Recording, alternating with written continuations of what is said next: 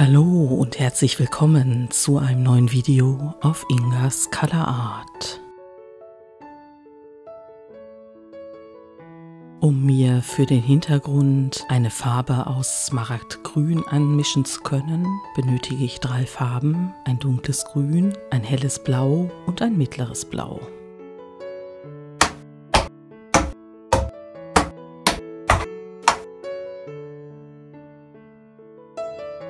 Es gibt viele Möglichkeiten, wie man Farben anmischen kann. Meine ist, die 3 Farben auf einem Teller mit einem Malmesser zu mischen und anschließend kann ich dann eine gleichmäßige Hintergrundfarbe für meine Leinwand auftragen. Anschließend lasse ich die Leinwand trocknen.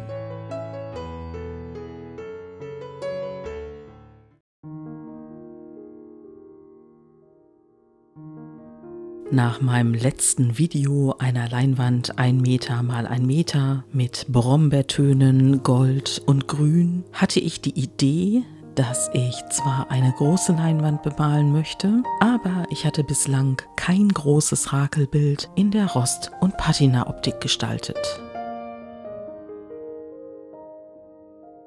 Ich hatte die Wahl, auf meinen smaragdgrünen Hintergrund mit Bronze oder mit Kupfer zu arbeiten. Und als ich mir die beiden Farben neben das Grün gehalten habe, habe ich mich für den helleren Bronzeton entschieden, weil der Kontrast höher ist.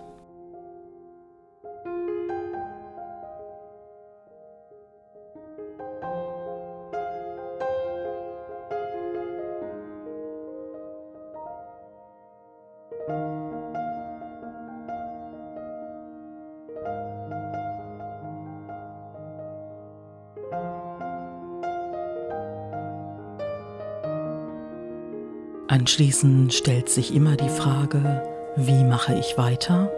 Ich habe ja schon einige Bilder in der Rost- und Patina-Optik erstellt und jetzt war es mir wichtig, in der Farbfamilie zu dem Hintergrund zu bleiben und deshalb habe ich mich für das helle Türkisgrün entschieden. Das Schöne ist, dass sich momentan von Anfang an Inseln bilden und dass dahingehend der Bronzefarbton nicht komplett verdeckt wird, sondern noch richtig schön durch die türkisfarbene Schicht schimmert.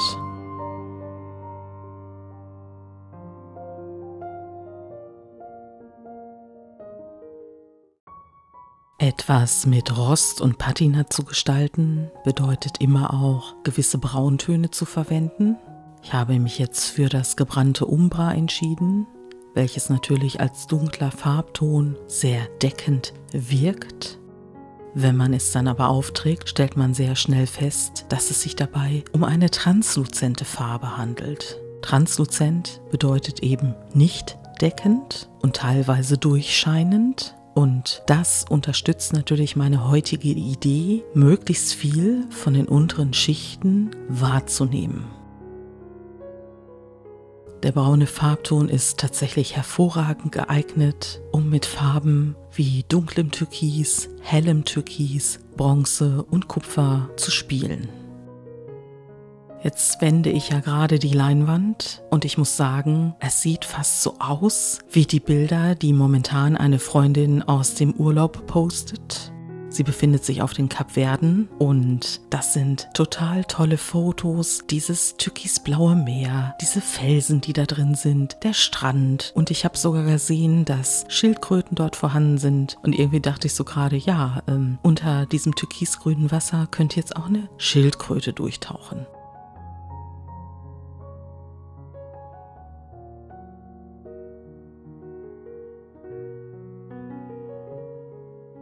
Natürlich wird sich mein Bild noch ein paar Mal verändern, sodass hinterher von dem Urlaubseindruck nichts mehr zu sehen ist. Dafür sind aber andere Dinge zu sehen. Wenn ihr so wollt, ziehen jetzt erste Wolken auf, und zwar in Form von dem Perlgrün. Und das passt natürlich auch in mein türkisfarbenes Farbschema, um später nochmal für Glanz auf der Leinwand zu sorgen. Bei dem Perlgrün handelt es sich wie bei allen Perlfarben auch um eine transluzente Farbe. Sie schimmert perlmuttfarbig auf, in diesem Fall in Grün, und bildet natürlich auch jetzt Farbschlieren mit dem darunterliegenden Türkis und vor allen Dingen auch mit dem gebrannten Umbra.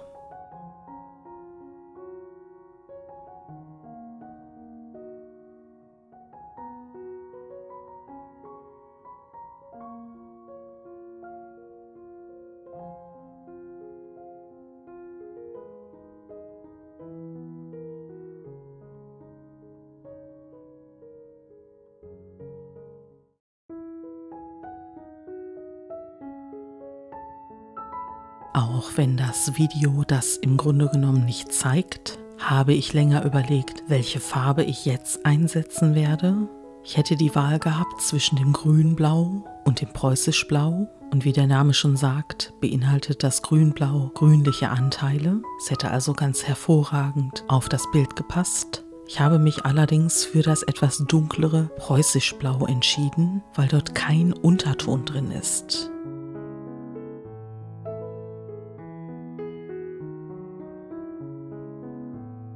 Und wenn man das Ganze jetzt so betrachtet, dann leuchten die unteren Schichten unterhalb dieser dunklen blauen Farbe richtig schön auf.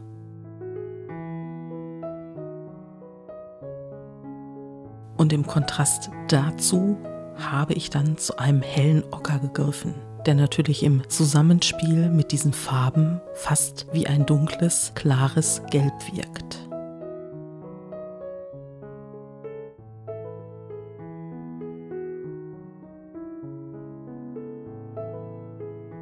Nachdem ich jetzt die beiden größeren gelben Flächen gerakelt habe, möchte ich in jedem Fall noch ein paar Details setzen.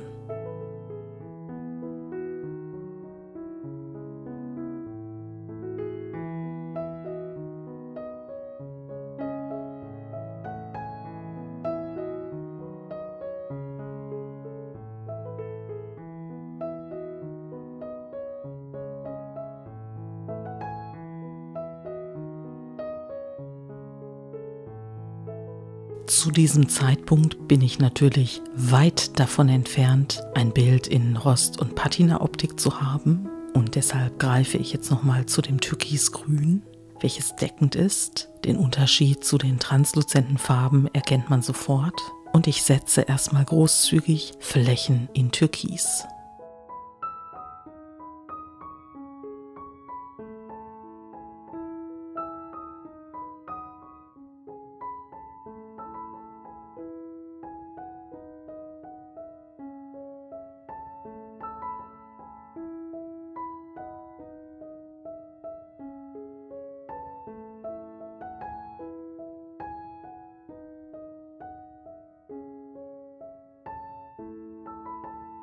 Wie ihr sehen könnt, säubere ich mein Rakelwerkzeug nicht immer, und deshalb gibt es jetzt verschiedene Farbschlieren innerhalb der türkisfarbenen Schicht.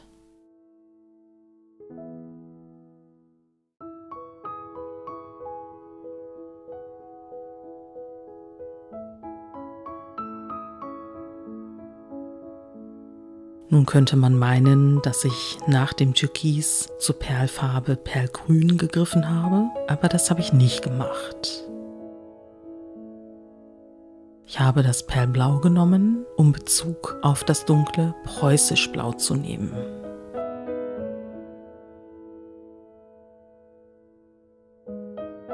Es ist nicht ganz so leicht, eine transluzente Farbe auf eine deckende Farbe aufzutragen. Und ich wollte diesen perlmuttfarbenen Schimmer, der sich ergibt, so ganz eben auf meiner Leinwand haben.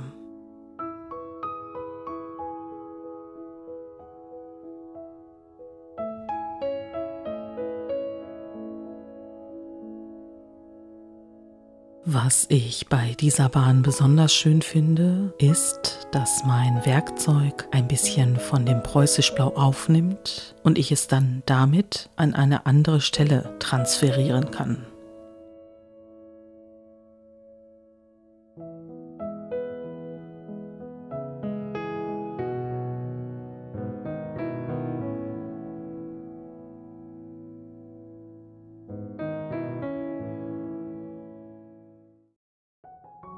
Ich merke dann, dass ich noch mehr von dem Perlblau brauche, um den Perlmutt-Effekt auf meiner Leinwand zu erzielen und rakel dann stellenweise Details.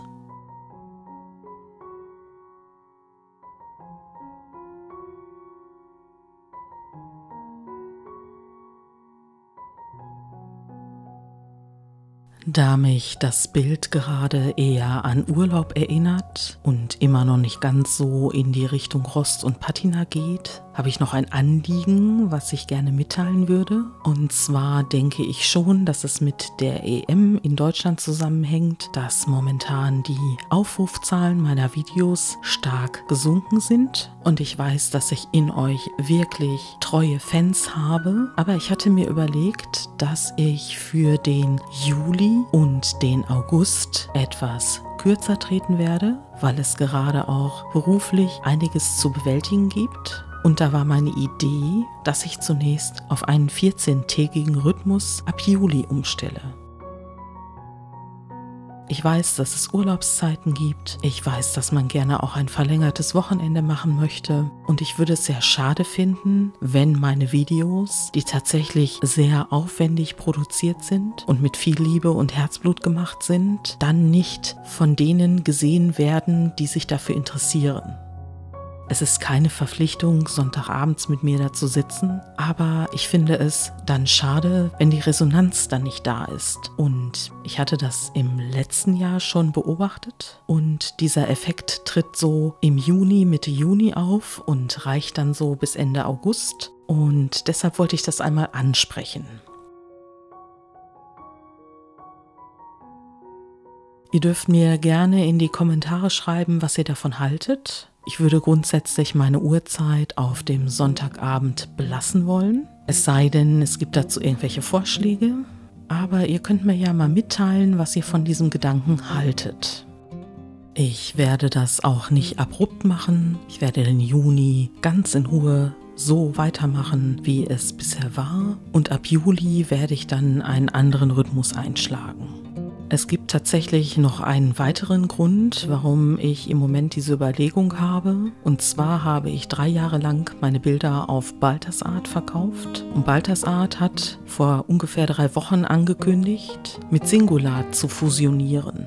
Singulat ist eine große Online-Galerie, auf der sehr viele Künstler vertreten sind. Und ich mache mir nach wie vor Gedanken dazu, soll ich als Künstlerin auf Singulat sein oder nicht. Auch das hat Konsequenzen, jetzt erstmal für mich, aber im weitesten Sinne auch Auswirkungen auf die Videos, weil ich die Bilder, die ich bei Balthasart eingestellt habe, nicht 1:1 übernehmen kann. Ich werde alles neu aufsetzen müssen und das kostet Zeit. Und ich glaube, man kann auf Singulat nur bestehen, wenn man dort Zeit investiert. Und auch das, wenn ich mich für Singulat entscheide, würde ich dann über die Sommermonate machen wollen. Es ist im Moment echt viel, ich kann es gar nicht anders sagen, aber ich glaube, es ist am vernünftigsten, wenn ich etwas von dem, was ich liebe, kurz zurückstelle, um andere Dinge erledigen zu können. Während ich euch das erzählt habe, was mir ungefähr seit 3 Wochen so durch den Kopf geht, habe ich mein Bild vollendet, indem ich zum Schluss meinen braunen Glitzersand und verschiedene Sorten Eisenspäne in Teilen auf mein Bild gestreut habe und anschließend, das war in der kleinen Pumpflasche drin, mit einem Oxidationsmittel über diese Stellen gegangen bin. Und so hoffe ich, dass ich jetzt noch zusätzlich zu diesem Bild etwas von dem Rosteffekt erhalte.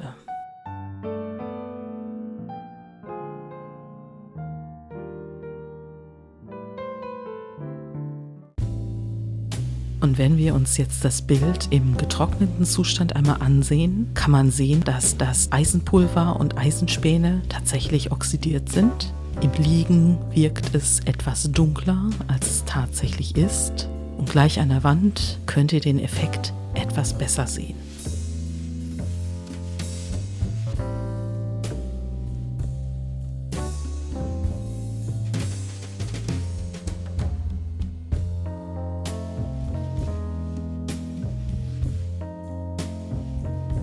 Mir gefällt das Bild richtig gut. Es ist das erste Mal, dass ich bei einem Bild der Rost- und Patina-Serie Eisenpulver und Eisenspäne aufgestreut habe, und zwar noch in die nasse Farbe.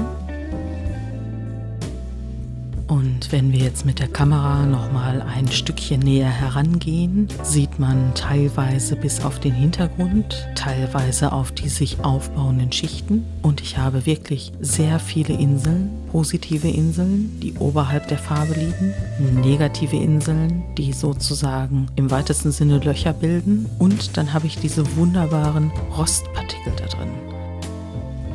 Es sind hier mehrere Stellen, die ich in diesem Bild richtig gut finde. Und auch der Glitzersand, den ich aber wirklich ganz dezent aufgetragen habe, lässt das Bild an einigen Punkten wirklich leuchten. Ich danke dir sehr herzlich dafür, dass du mir beim Malen zugeschaut hast. Und ich danke dir vor allen Dingen herzlich dafür, dass du mir heute zugehört hast. Es war doch einiges, was ich auf dem Herzen hatte und was ich schon länger formulieren wollte, weil es mir wirklich durch den Kopf gegangen ist. Ansonsten wünsche ich dir eine tolle Woche, eine kreative Zeit und dann sehen wir uns beim nächsten Mal.